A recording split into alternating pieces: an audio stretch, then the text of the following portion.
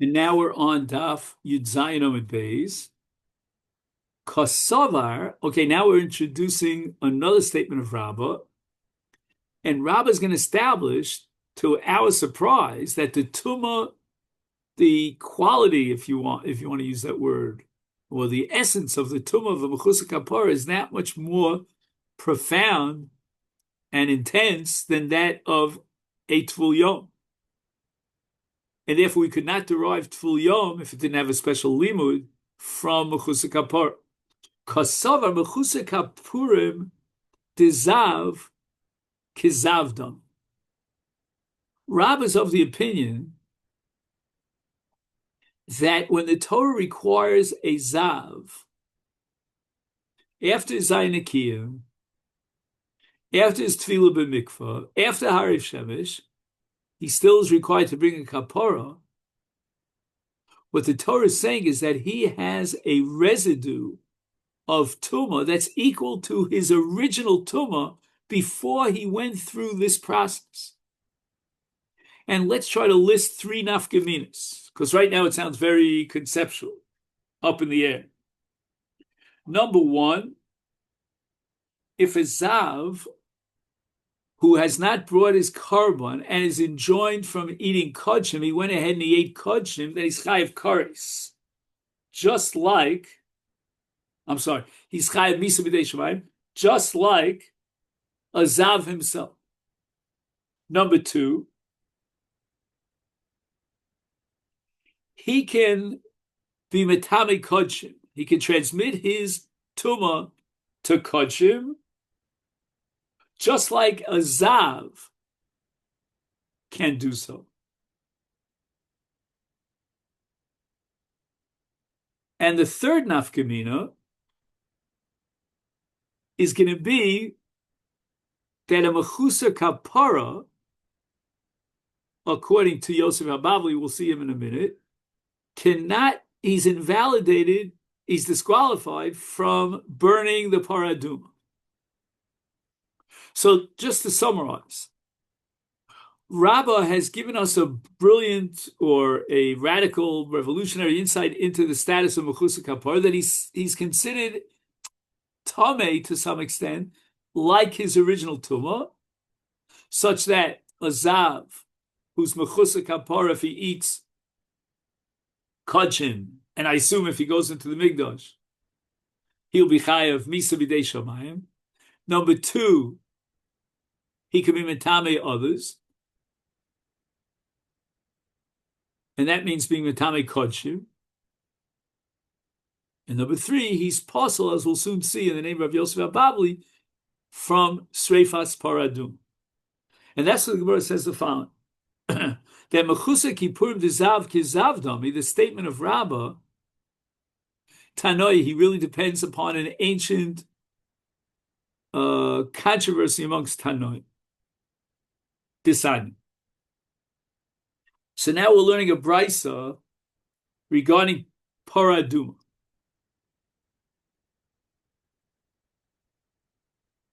Srafa, if it was burned by, take out the word onen here, it doesn't belong here. Srafa mechusa kapara, if it was burned by someone like a zav who has not yet brought his korban, is ksher. According to Tanakama, a mechusa kapara is kosher for sreifas hapara. However, Yosef HaBabli, that's where we want to focus our attention, Omer. Onen kshera. An onen is allowed and he qualifies for sreifas hapara, but mechusa kapara psula, which means that Yosef HaBavli is upgrading the status of a mechusa kapara of a zav to that of a zav, and therefore he's tamei, and a person who's tamei cannot burn the paraduma. My labov komifli marsavar, according to Yosef HaBavli, mechusa kippurim kizav dami, like we saw in Rabbah, umarsav the Tanakama holds lav kizav dami. And we can understand intuitively the Tanakama, because this mechusa kapara has done everything that he needs to and all the time has passed to make him Torah, just that he hasn't yet brought his korban. So the Gemara says, "Lo, that's not the pshat in this machlokus in the Brisa in Paraduma, and really it could be that everybody, even the Tanakama, would agree to Rabba's principle that mechusar kapar is a very severe tumah, like a zav himself." But the machlokus is an inner machlokus within the parsha of Paraduma. Kuli alma kizavdom, even the Chacham hold that the status of mechusar kapar is like a zav, which would mean, by the way, if we just reiterate what we learned on Amid Aleph, that his status is such a tumah chamura, like a zav himself, that therefore he's machalas avoda, but I cannot derive Tvul Yom from that. I need a special parsha for Tvul Yom. Hakam hakam iflagi tichsiv. The Torah says in Parshas Chukas that v'hiza hator, right? V'hiza hator al atome, and in the pasuk right before that, it says that the hazah has to be done by a tar, because it says v'lokach ezo v'tovel b'mayim ish tahar v'hiza, etc. So why did the Torah have to repeat itself and say v'hiza hatahar, to be marbe even someone who's not really tahar yet? He's not fully tahar. He's on the way.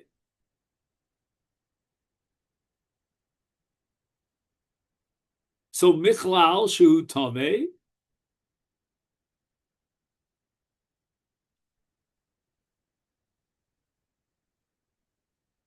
and limit al Tvul Yom shekosher b'para.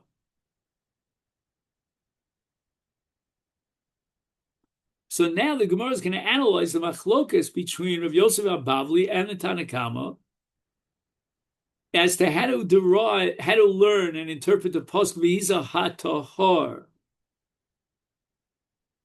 which means shehu tameh, which is very paradoxical, but it means he's not yet fully tar. He still has a residue of tumah.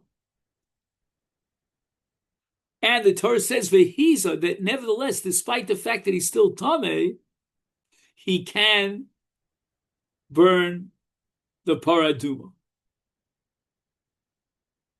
Okay, so what's the machlokas now between the Tanakama and Rav Yosef HaBavli? Again, it's not, they're not arguing about the status and the nature of the tumah of a mechusar kapar. They both agree, as Rabbah formulated, that it's kizav, it's a full-fledged tumah. But Mar Sover, to explain the Tanakama, who qualifies a mechusar kapar for paraduma, he understands tuma dechol atar kula, and I'm just going to read the next line, so we'll go back. Umar Sover tuma dehach parsha. So according to the Tanakama, when the Torah speaks about the procedures of the para being implemented by someone who's not yet fully tahar, it refers both to a Tvul Yom and to a mechusar kapara. A Tvul Yom who just has to wait until Hariv Shemesh,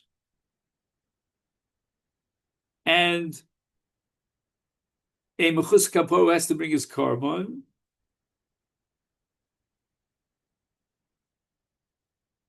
And in both of these categories of Tumah, according to Tanakama, he's still called Vitar. The Torah is marbe that he can implement the paraduma. However, Rabbi Yossi Abavli holds Tumah Bahach Parsha. Only in this particular Parsha, which is the Parsha of Tvul Yom.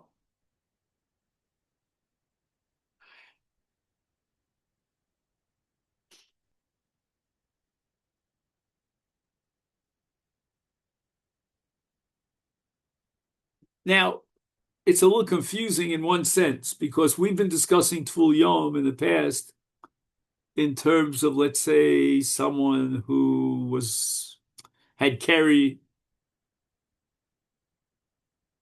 No, Tful Yom would apply to a Tomei Mess as well, right? He waits 7 days after the moment that he came in contact with the corpse, and then he goes to mikvah on day 7, and he's still Tomei until nightfall. That's called a Tful Yom. So that according to Rabbi Yossi Abavli, since this parsha in Chukas of Paraduma is addressing the case of someone who had contact with a corpse, with a dead body, which is Tumas Mess, therefore, right, and keep in mind that a Tomei Mess does not bring a carbon, right? He just goes to mikveh and waits till Hariv Shemesh, so we're talking about a Tful Yom. And the ribui here is to tell us that the burning of the paraduma on the part of a Tful Yom is kosher. But if he was a mechusa kapara, which as we'll soon see is called tumayotis migufo, zav yoledes mitzora, then he would be excluded and disqualified from burning the parah. That's Rabbi Yossi Abavli. Hilkach, onein utful yom, again, take out the word onein, tful yom, the tome, sheretz, the kile, right? The tumah of contact with a dead body is much more chamur than that of contact with a sheretz. Right? A sheretz doesn't require 7 days. Is also a kavachor mitul yom demes. So if you want to know what's the status of a Tful Yom, if in the case of a Tful Yom machmas tumas mes, he's nevertheless been included in Sreifas HaPara, then how much more so if he's a Tful Yom from a lesser degree of Tumah, like for example, Sheretz, for sure, he can burn the Parah.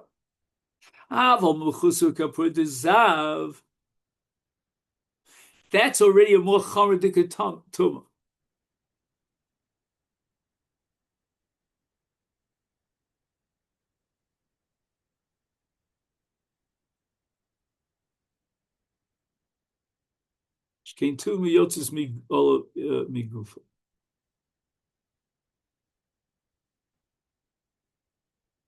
Just 1 second.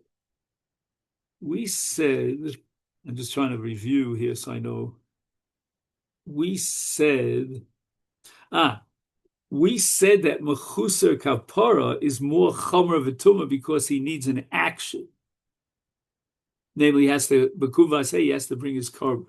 For some reason, the Gemara is not operating with that now, and instead the Gemara says it's Tuma Yotzis Migufa.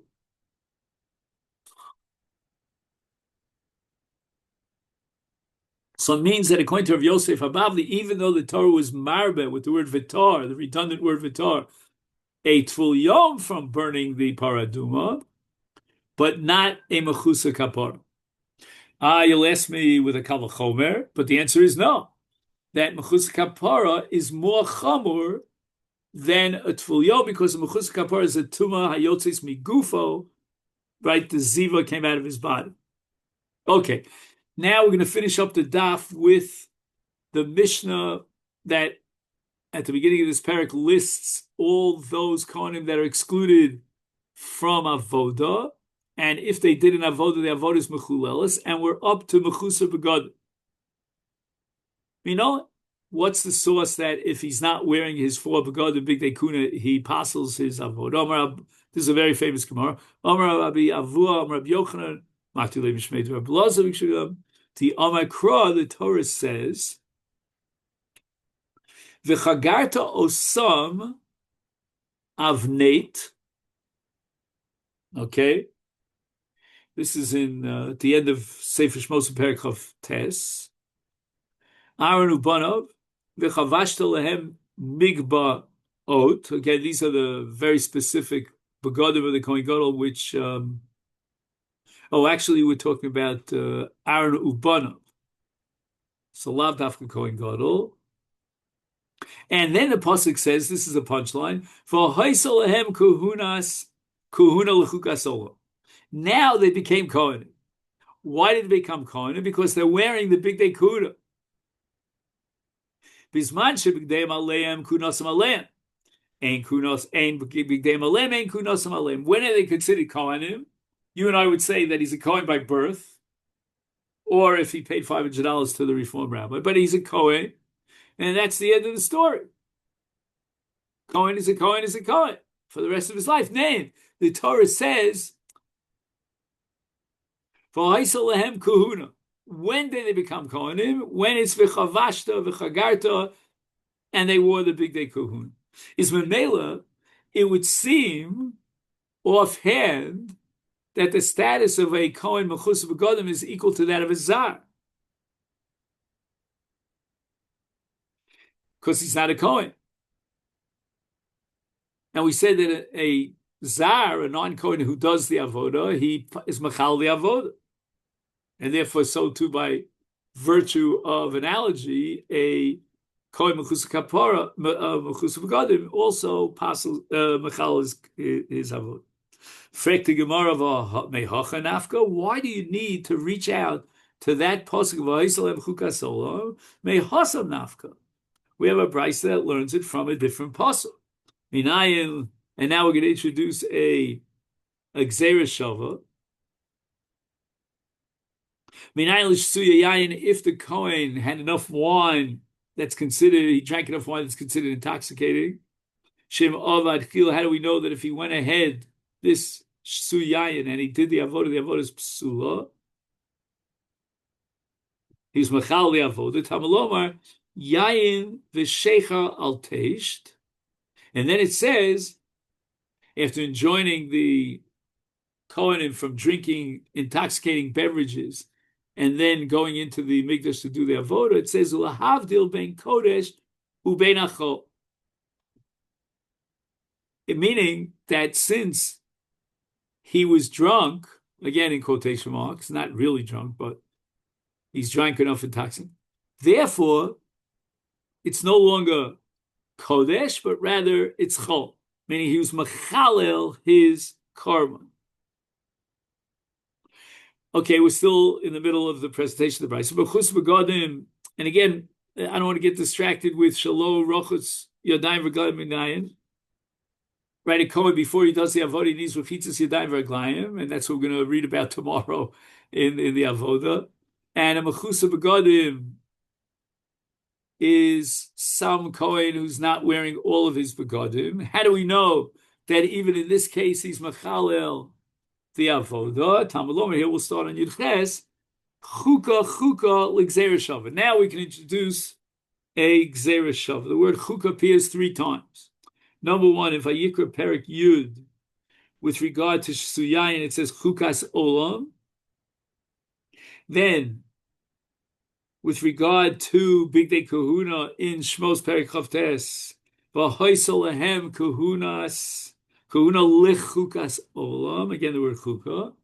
And finally, with regard to rechitzas yadayim raglayim in Perek Lamed of Shmos, at right one Perek, it says v'haisel lehem chok olam. So we have a triple gzeira shava: chok, chukah. And this is going to teach you that in all 3 cases, like the case of Suyayin, which we derived in the Brayso from that pasuk, he's machal his avodah. So since the Brayso itself has this gzeira shava, why did you need a special pasuk for Mechus b'godim? And Mechus b'godim is one of those chukah cases that we equate to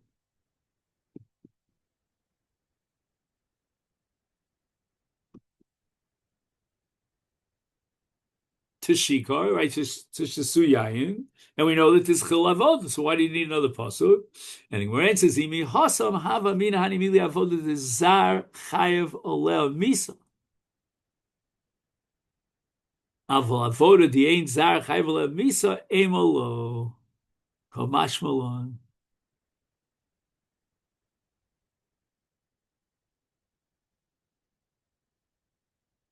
We might think that there are two levels of avoda which should be separated as two separate categories, one being more chomer than the other. For example, in the case of a zar who does the avoda, which is a terrible avera, but what is the punishment that fits the crime over here? Is he chayav misa b'dei shamayim? And the answer is it depends.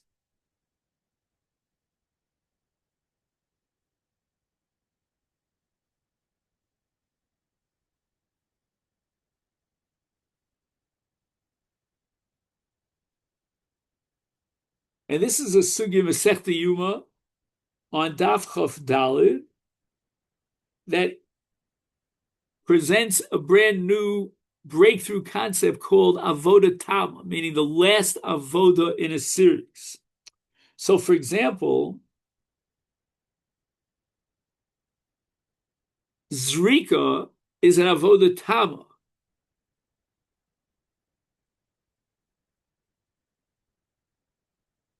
which comes after shchita, kabbalah, and halacha.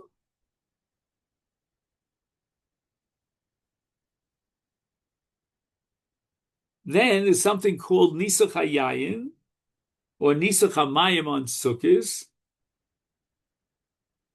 and that also is called avoda tama because there's nothing after it. However, when the Torah writes this, it's talking about the chiyuv misa, bidei shamayim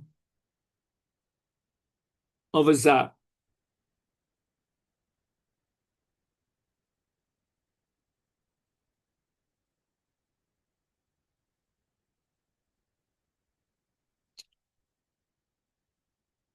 Meaning, if a zar would do shchita, kabbalah, or holacha, he would not be chayav misa b'dei shamayim. Now, we started with the pasuk in Vayikra Yud regarding shesuyayin, and it says, "Thou you shall not die." In other words, in this case of shesuyayin, if the Kohen performed the avoda, then he would incur the penalty of misa b'dei shamayim.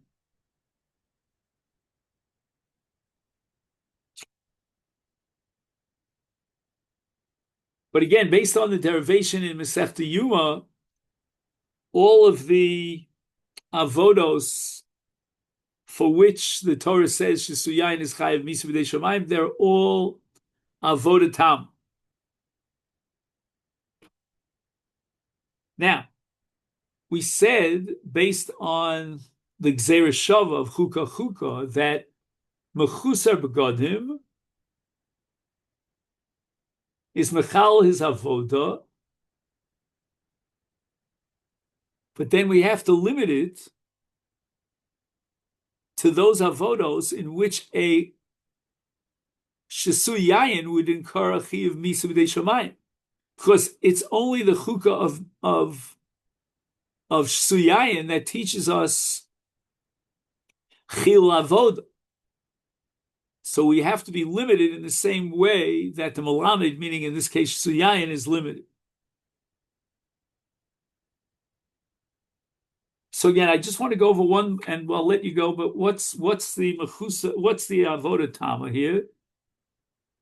So we said it was Rika, and we said it was Nisach Hamayim. Oh, and Nisach Hayayin, right? So we have three.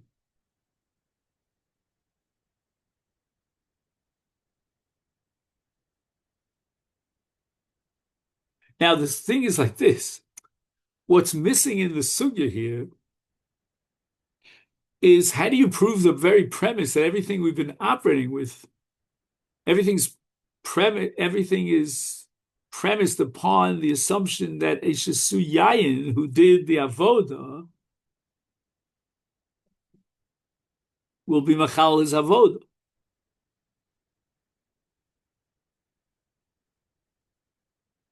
And it would seem that we're going to learn that from Mechusa Begadim, but we said that Mechusa Begadim was derived from Shesu Yayin. So that's going to be the next sugya here on Daf Yud Ches. Okay, then. So I wish you a very meaningful Yom Kippur and a Gmar Sima Tova, and Hashem should accept all our tefillos, and we should have only good news.